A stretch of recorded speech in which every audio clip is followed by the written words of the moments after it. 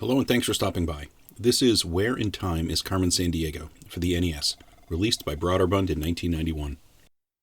This game had a healthy life cycle in the 80s and 90s. It's a clever arrangement for a game actually, and it's kind of a learning experience alongside of a game. I'm not saying this is a huge educational experience, but by its core design, it forces you to perform some research outside of the game. There are a handful of Carmen Sandiego games, and they cross a whole bunch of different systems. I originally played a Carmen Sandiego game on the Commodore 64 back in the mid-80s. My younger brother, for some reason, was really good at picking solid computer games when we were kids. I seemed to choose whatever when I wanted a game, but he always zeroed in on quality, and this was one of them.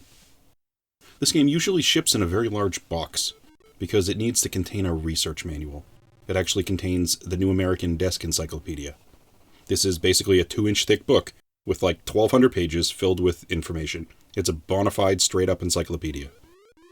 I'm guessing that if you buy this particular game in a store today, it probably won't have the manual and the desktop encyclopedia associated with it. Mine didn't, but I was aware of the game and what it needed, so I went online and bought myself a used copy. Seriously, they don't cost much. Maybe it costs $1 or $2. Now, in place of this, could you use the internet to do research? I guess it's possible, but really, this whole game was programmed based on this exact research book, so I would think getting that is the best option. So you might have to go spend a couple of dollars to get a copy of this. So they created a game that, by its design, lets you learn how to use an encyclopedia as a reference. I think that's kind of unique. I mean, this one does take time to play, okay? You're not practicing game mechanics here and working to get better at pressing buttons in the game. You're really just practicing to follow an information trail. The game goes like this. You're an agent. In this particular game, you are a time agent. And you travel around all through time, tracking down and arresting the henchmen that work for Carmen Sandiego. If you can get all the henchmen, you can then get Carmen Sandiego herself.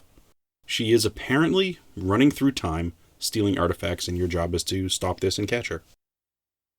In this game, you're basically reading text on screen everywhere you go. You're looking to gather information to do 2 basic things in this game. 1, you need to get a warrant for the henchmen that you're currently chasing. And then you have to catch up with that henchman so they can be arrested. To get a warrant for a henchman, you have to fill out the proper data in the data window. You will get data by paying attention to what is being said on screen when you talk to informants and search. They're going to tell you things like the color of a henchman's eyes, their hair, their gender, their favorite artist or author.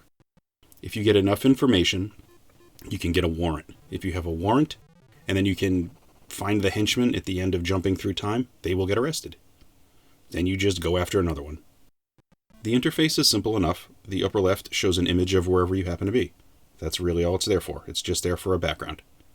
The bottom left of the screen, there's a little meter that shows you how many hours you have left in the mission. Every time you travel or search, you lose time. If this time runs out, you fail the mission. The bottom right of the screen has 4 buttons that you can navigate to and click. You can travel, which is something you should not do at random. That's important to note. You don't just click and travel. You have to have reasons to go to different places. Next to that is the search button, and that's what you use when you arrive at a new destination.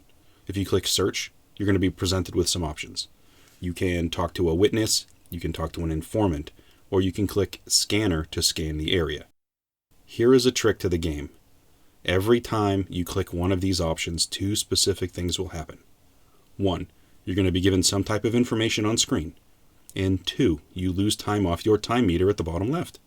You don't have enough time to go to every location and talk to all witnesses, informants, and also scan the area. If you use all 3 and you keep jumping, you will eventually run out of time and be unable to finish. When you click witness, with the exception of the first place you're dropped off on a mission, if you're following the correct trail, you're going to be greeted with the news that you are on the correct trail. It'll tell you that you're following a henchman, which is good.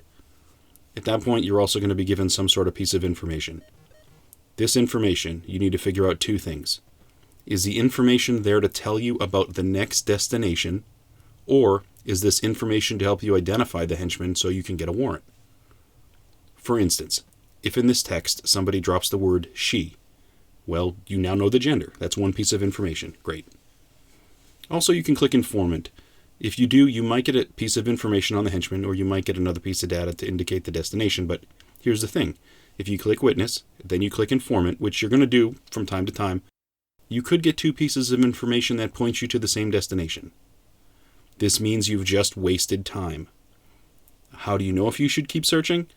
Well, generally each destination seems to generate a piece of information on a destination and then something on a henchman. If you get 2 pieces of information off of a witness, I might just stop searching there. Like, I don't want to push my luck. So let's say you select witness. They might tell you something like, she wanted to talk to an impressionist painter from such and such an era. Or maybe they'll even give you the name of that person. Look in the encyclopedia for that person and see maybe what time they lived. You'll then possibly have the next location to jump to. If they say they want to visit Van Gogh when he was painting, and you search up Van Gogh in the manual, it's going to say when he was alive. Well, when you go to look for a place to jump, if he was living in a particular time in a particular area, you might have that on the list. That's probably the next place for you to go. You click the data button to enter in whatever data you've collected on a henchman. If you know their eye color, you can fill it in there. You know their hair color, same thing. Favorite artist, favorite author. You put in whatever information you have, and it doesn't have to be complete information. You're not always going to have 5 or 6 points of data on all these people. You get in what you can, and then you search on it and see what it comes up with. Basically, you're looking to get a warrant. Once you figure this out, once you've done it once or twice, you get it. If you do get a warrant, that's great, because that's what you have to have before you can actually arrest somebody. If you get a warrant, now you just have to worry about continually jumping locations, which means if the next destination I jump to, the first piece of information I get, points me to the next destination, well, I might not have to actually talk to a witness, and I don't have to scan the area. That's good. You want to make sure you're managing your time correctly. Eventually you get a warrant. Usually, I want to say it takes probably 3 to 5 jumps in time, probably. Once you have a warrant, you keep jumping based on the next location that you're sent to. And eventually when you get there, you're going to search to talk to a witness, and a screen's going to pop up and it's going to say somebody is nearby. It's just going to be different. You're going to notice it. When that happens, you click scanner. If you click scanner when you're at that location, it's going to find the henchman, it's going to run a little animation, and basically, if you have the warrant, you're going to arrest them. That's good. Then you're going to go on to the next one. Fantastic. It's not a difficult game, but this one can certainly take time. Also, they've worked this out to be randomized in such a way where you can't just write down what to do and when. So if I played this game and you played this game, even if we were playing them side by side, we're going to have 2 different experiences. It's going to be all mixed up differently. Now, I played this when I was younger, but when I started playing it again, it took me over an hour of playing to catch my first henchman. I must have lost this 3 or 4 times in a row. I missed one by finding a henchman and having no warrant, and then one I had a warrant, but I just ran out of time by like an hour. After that, I started to search a little less, or basically pay attention to the number of hours remaining to determine how heavily I would search through everything. You can search everything once, but like I said earlier, you can't do every function at every location because there's just not enough time. There's a version of this game for the Super Nintendo, which is probably something I'm going to hunt down eventually once I get an SNES in the collection again. I think I should have some of these games. Right now I just have the SNES Mini, but I don't know. When I get a console, I'm guessing this isn't likely an expensive game. Overall, this is a super interesting one. It's this weird puzzle crime-solving experience, sort of. It's fun, just not traditional. And the fact that you have to read a book and research outside of a game to solve it, it's really kind of ingenious, and it really works here. Well, the number of games in the series kind of prove that it works. I mean, it had games, it had a television show. I think it had an animated show as well. So it had multiple things going for it. It was very popular in the 80s and 90s. If you're interested in giving this one a try, it is a different experience. You should really get yourself a copy of the new American Desk Encyclopedia. When I play this game, I'm sitting in a chair with a pen and paper, and I have the encyclopedia in my hand. Truthfully, I probably hold the encyclopedia a little more than the controller for this one. If you're looking for a different experience, this is probably worth a try.